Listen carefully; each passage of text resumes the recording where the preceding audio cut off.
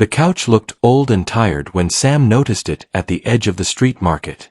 The fabric was torn in many places, and the color had faded so much that it was hard to guess what it once looked like. One wooden leg was shorter than the others, making the couch lean slightly to one side. It stood alone, pushed near a metal fence, as if even the other broken items did not want to stay close to it. Sam was not searching for furniture that day. He walked through the market looking for small things he could fix and sell later. Old fans, rusty tools, cracked lamps, anything that still had some life left in it. Money had been hard to come by for him. Some nights he slept hungry. Other nights he worked late just to forget how empty his stomach felt. He slowed his steps when he saw the couch. Something about it made him stop. The seller was an old man sitting on a wooden box nearby. His face looked tired, and his eyes followed Sam carefully. When Sam touched the arm of the couch, dust rose into the air. The cushion sank deeply under his hand and made a strange sound, soft but sharp, like paper folding inside. Sam frowned. "That does not sound right," he said quietly. The old man cleared his throat. "If you want it, you can have it cheap. Almost free." Sam looked at the man. "Why so cheap?" The man lifted his shoulders. "No one wants it. Too heavy. Too broken. I got it from a room clean out. I do not want to carry it back." Sam pressed down on another cushion. The same strange sound came again. It was not the sound of broken wood. It did not sound like springs either. It sounded like something hidden where it should not be. Still, Sam did not let his thoughts run wild. He had learned not to imagine problems that were not proven. The couch could be fixed. He had fixed worse things before. New legs, some stitching, maybe a cover, and it could sell. He counted a few coins from his pocket and handed them to the old man. The man took them quickly, as if afraid Sam might change his mind. "Good luck," the old man said. Sam nodded and grabbed the couch. It was heavier than he expected. He dragged it slowly down the road. The fabric scraped against the ground, and his arms began to ache. He stopped many times to breathe. People passed him without looking. Everyone was busy with their own life. By the time he reached his small room, his shirt was wet with sweat. He pushed the couch inside and let it fall onto the floor. The sound it made was deep and dull. Again, that strange crumpling noise came from inside. Sam stood still. The room felt quiet in a way that made his ears ring. He knelt beside the couch and pressed the cushion again. The sound came back, clearer now. Something was inside. Something solid. His heart started beating faster. "It is nothing," he whispered to himself. "Just old stuffing." He searched along the back of the couch and found a weak seam where the fabric had already started to tear. He pulled at it carefully. The fabric gave way easily, opening a long cut. Inside, beneath layers of stuffing, was a bundle. It was wrapped tightly in thick paper and plastic. The edges were sharp. The shape was not random. It looked planned, careful, hidden with purpose. Sam reached inside and touched it. The moment his fingers felt the hard surface beneath the wrapping, a sudden weakness rushed through his body. His breath caught in his throat. His legs shook as if they no longer belonged to him. He tried to stand. He could not. Sam dropped to the floor, his back against the wall, staring at the open couch. His hands trembled. His thoughts raced, but none of them made sense yet. After a few deep breaths, he forced himself to move. Slowly, he reached inside again and pulled the bundle out. It was heavier than he expected. He placed it on the floor and carefully peeled back the paper. What he saw made his chest tighten. Stacks of old notes lay neatly packed together. They were yellowed with age, bound with thin strings, stacked again and again. There were more than he could count at first glance. His mouth went dry. Sam sat there for a long time, unable to move.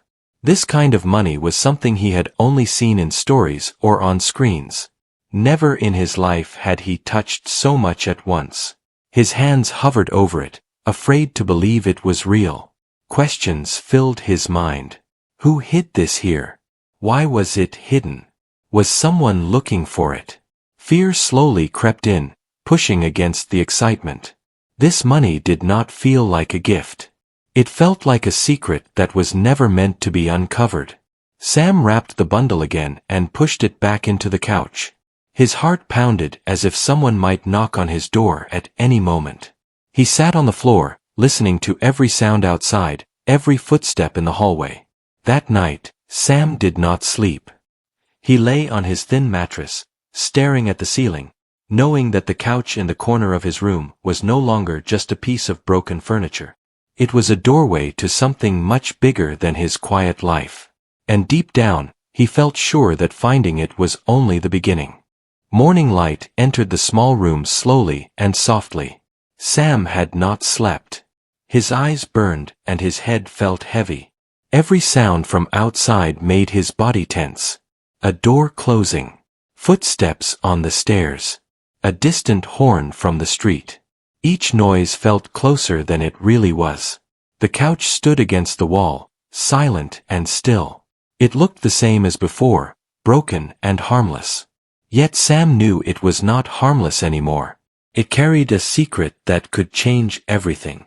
Sam sat up and rubbed his face. He told himself to stay calm. Panic would not help him. He needed to think clearly. He walked to the couch and opened the fabric again. The bundle was still there. He pulled it out and placed it on the floor. His hands shook less this time, but his heart still beat fast. He opened the wrapping again and counted a few stacks carefully. There was no doubt now. The money was real. Sam leaned back against the wall. His mind filled with questions that had no easy answers. Who had hidden this money? Why was it inside a couch? Was it lost or was it hidden on purpose? And most important of all, what would happen if someone came looking for it? He thought about the old man at the market. The man had seemed tired but not nervous. Maybe he did not know what he sold. Or maybe he knew too much and wanted to forget. Sam stood up and walked across the room. He needed air. He opened the small window and looked outside. The street below looked normal. People walked to work. A woman carried bags. A child ran ahead of his father. Life continued as if nothing had changed. Sam felt alone in a way he had never felt before. He closed the window and turned back. He knew one thing for sure. He could not tell anyone about the money. Not friends. Not neighbors. Secrets like this did not stay secret when shared. He wrapped the money again and hid it back inside the couch. Then he stitched the fabric closed as best as he could. The couch looked the same again. Broken. Unwanted. Safe. Sam left the room and went outside. He needed to see the world move. He needed to feel normal for a moment. He walked to a small shop and bought bread and tea.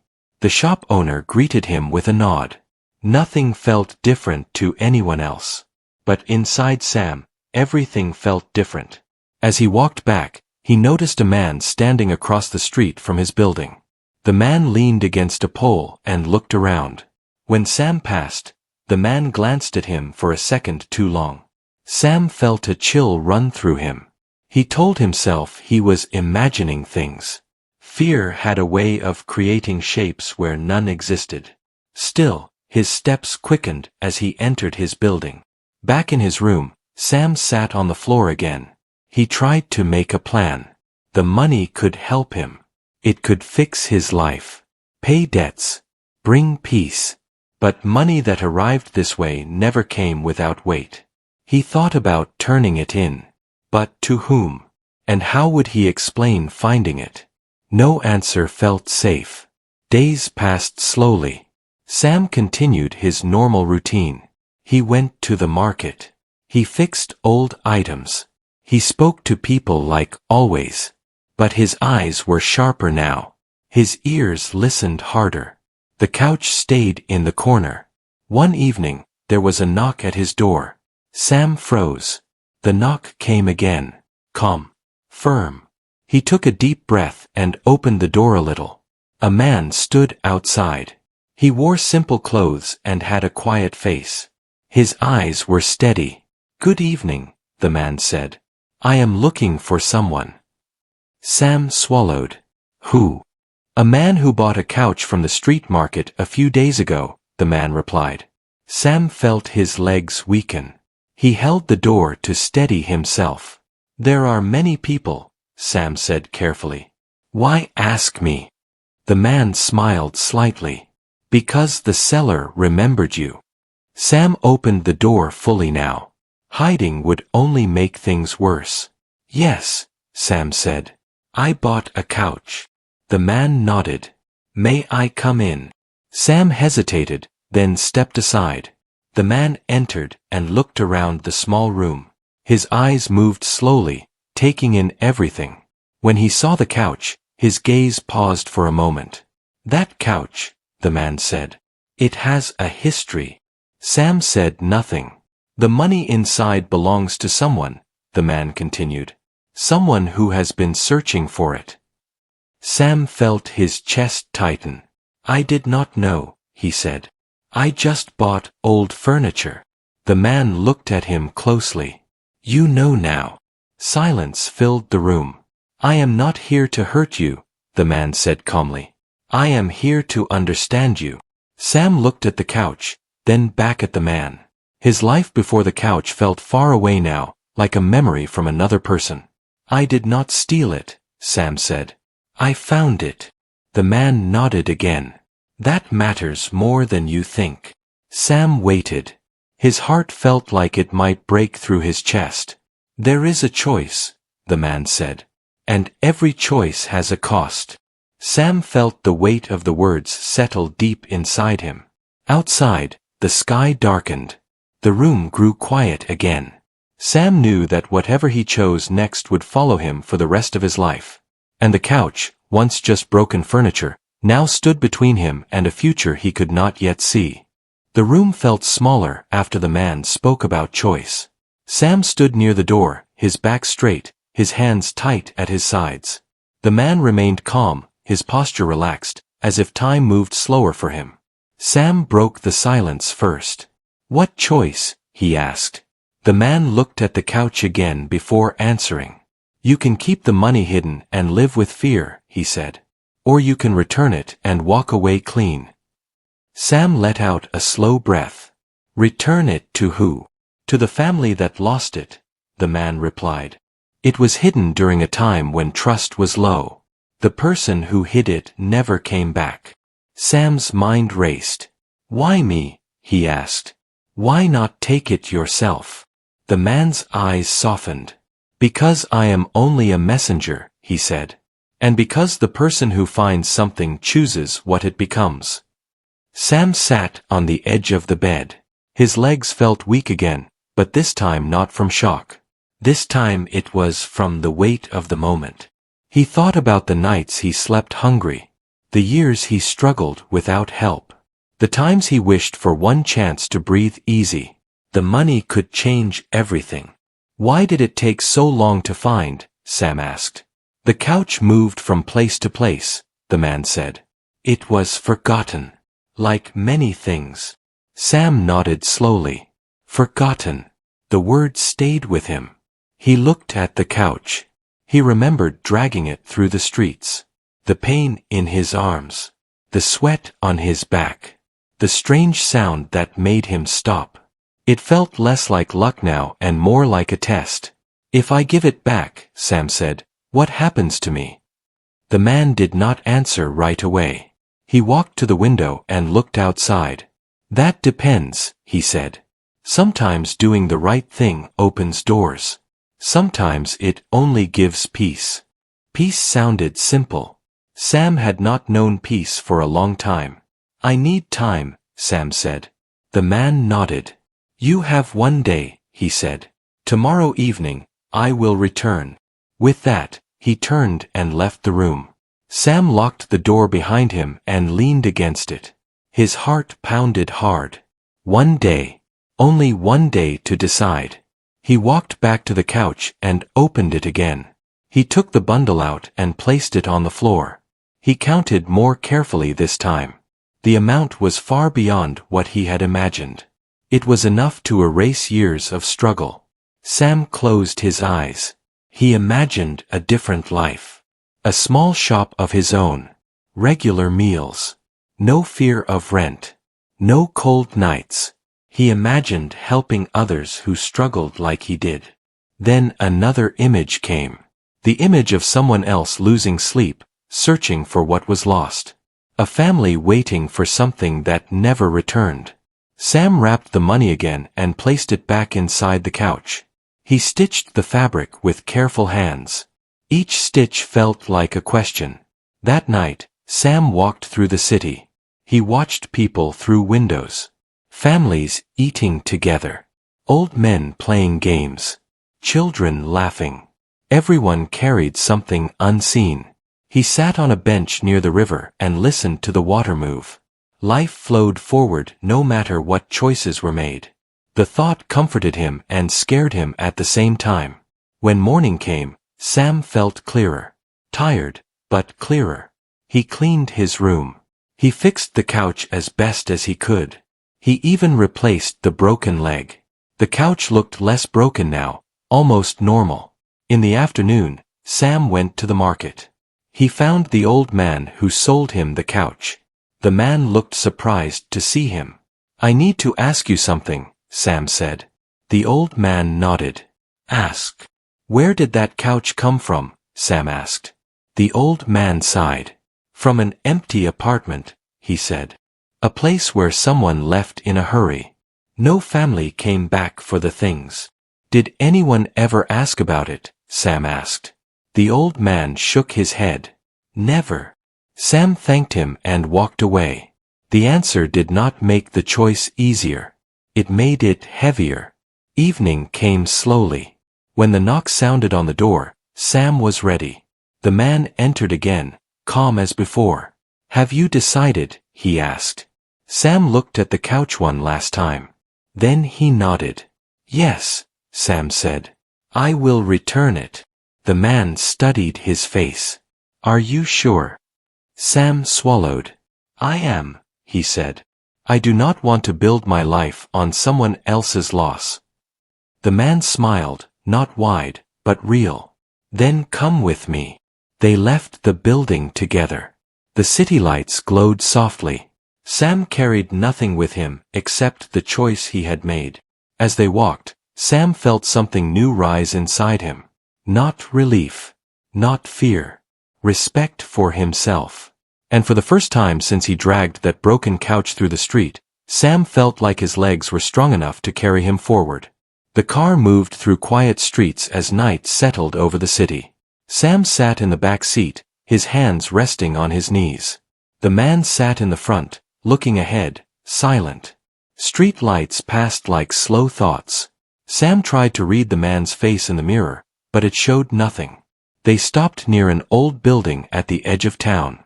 It looked empty from the outside. Paint peeled from the walls. Windows were dark. The place felt forgotten. "This is where it ends," the man said as he stepped out.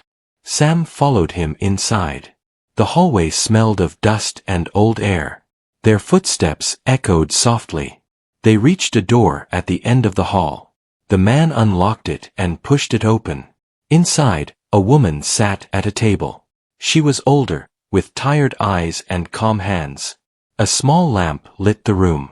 Papers were stacked neatly beside her. She looked up when they entered. "This is him," the man said. The woman studied Sam carefully. There was no anger in her face. Only curiosity and something close to relief. "You found it," she said. Sam nodded. His throat felt tight. "Yes." She gestured for him to sit. "Please." Sam sat across from her. The man stood by the door. "My brother hid that money years ago," the woman said. "He planned to come back for it. He never did." Sam listened closely. Every word felt heavy. "We searched for it," she continued. "But time passed. The apartment was cleared. We thought it was gone forever. Sam took a deep breath. I did not know it was there, he said. I only heard something inside the couch. The woman nodded slowly. Truth shows itself in strange ways. The man placed the bundle on the table. The woman opened it and looked inside. Her hands shook slightly, but she stayed composed. It is all here, she said quietly. A long silence filled the room. You could have kept it, the woman said, looking at Sam. Many people would have. Sam looked down. I thought about it, he admitted. I really did. She smiled gently. Thinking does not define a person. Choosing does. She closed the bundle and pushed it aside. You returned more than money, she said. You returned trust. Sam did not know what to say. His chest felt tight, but warm. The woman stood and walked to a small cabinet. She took out an envelope and placed it on the table in front of Sam. This is for you, she said. Sam shook his head. I did not do this for a reward. I know, she replied. That is why you deserve it. He hesitated, then took the envelope. Inside was a smaller amount of money, enough to help, not enough to change everything. It felt right. Thank you, Sam said softly. The man opened the door. It is time. They left the building together. Outside, the air felt lighter. Sam breathed deeply. As they walked back to the car, Sam noticed something strange. His fear was gone. In its place was a quiet strength. You chose well, the man said as he opened the car door. Sam nodded. I feel different. That is what honesty does, the man said. The car dropped Sam near his building. He watched it drive away until it disappeared into the night. Back in his room, Sam sat on the couch. It felt like just a couch again. Ordinary. Safe. Days passed. Sam used the money wisely. He bought better tools. He fixed more items. His work improved. People noticed. Word spread. Soon, he had more jobs than before. Not because of luck, but because of trust. People trusted him. One afternoon, a woman visited his room. She owned a small shop and needed repairs done regularly. She offered steady work. Sam accepted. Weeks turned into months. His life slowly changed. Not suddenly. Not magically. But honestly.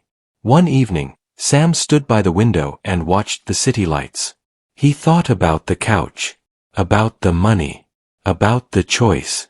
He understood something now. The real weight was never in the couch.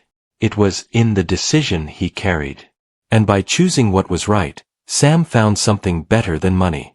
He found his own balance. Time moved forward quietly, the way it often does when life begins to settle. Sam's days became fuller, but not heavier. He woke early, worked with focus, and returned home with tired hands and a calm mind. The room that once felt empty now felt lived in.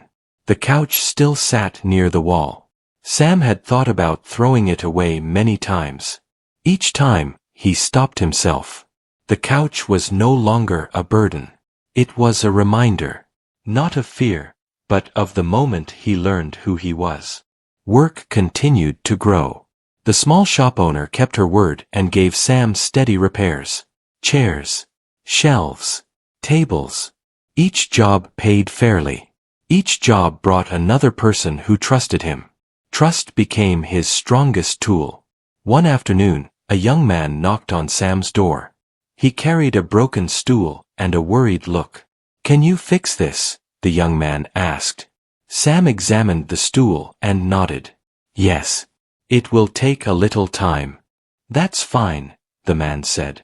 I've heard you do honest work. The word honest stayed with Sam long after the man left. That evening, Sam sat on the couch and thought about how close his life had come to a very different path. If he had chosen fear. If he had chosen only himself. Everything could have looked the same on the outside, yet felt empty inside. Instead, he felt steady. One night, Months later, there was another knock at his door. Sam opened it to find the man who had first come looking for the couch. The man looked the same. Calm. Watchful. "I hoped I would find you here," the man said. Sam smiled slightly. "Come in." They sat across from each other. The room felt warmer now. "I wanted to see how you were doing," the man said. "I am doing well," Sam replied. "Better than before." The man nodded. "I expected that." He looked around the room, noticing the tools, the neat shelves, the repaired furniture. "You built something solid." "I built it slowly," Sam said. "That made it stronger." The man reached into his pocket and placed a small folded paper on the table. "The woman asked me to give you this." Sam opened it. Inside was a note written carefully. "Thank you for returning what was lost. You helped more than you know.